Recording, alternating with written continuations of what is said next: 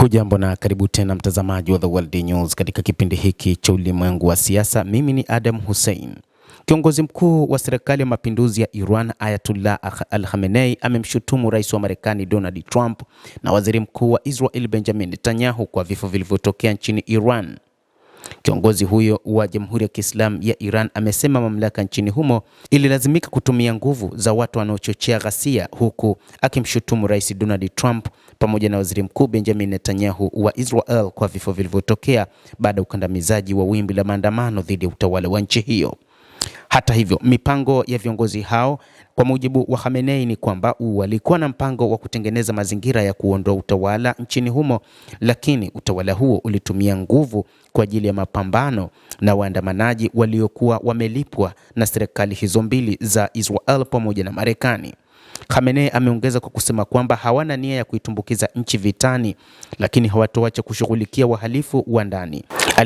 Akizungumza na wafuasi wake wakati wa hotuba ya kuadhimisha sikukuu ya kidini. Iran imetikiswa na wiki kadhaa za maandamano yaliyochochewa na hasira juu ya hali ngumu ya kiuchumi na kisha kugeuka kuwa maandamano makubwa zaidi dhidi ya Jamhuri hiyo ya Kiislamu katika kipindi cha zaidi ya miaka mitatu.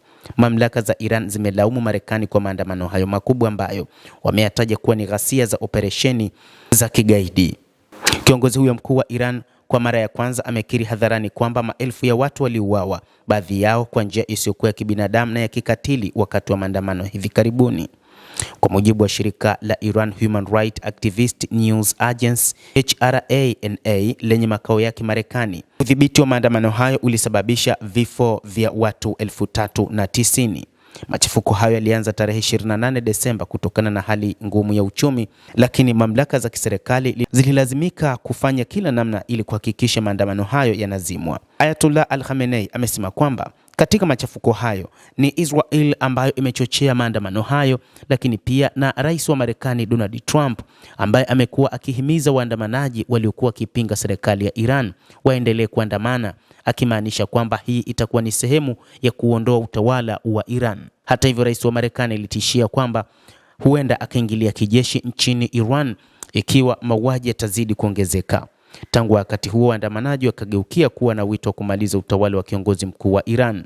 Serikali ya Iran imeyataja maandamano hayo kama ghasia zinazodaiwa kuungwa mkono na maadui wa Iran. Waandamanaji wamekabiliwa na nguvu ya kikatili ambayo imesababisha vifo vya watu wengi na wengi kujeruhiwa. Kumekuwa pia na kuzimwa karibu kabisa kwa huduma za mtandao wa mawasiliano nchini humo, lakini mnamo Jumamosi muunganiko wa mtandao wa ujumla ulibaki takribani 2% tu ya kiwango cha kawaida, kulingana na shirika la ufuatiliaji wa mtandao la NetBlocks. Basi endelea kutufuatilia mtazamaji, lakini usisahau kulike, usisahau kucomment, kadhalika kusubscribe channel yetu hii ili upate habari hizi kwa mapana hapa The World News. Mimi ni Adam Hussein, endelea kuwa nasi wakati wote, endelea kutufuatilia.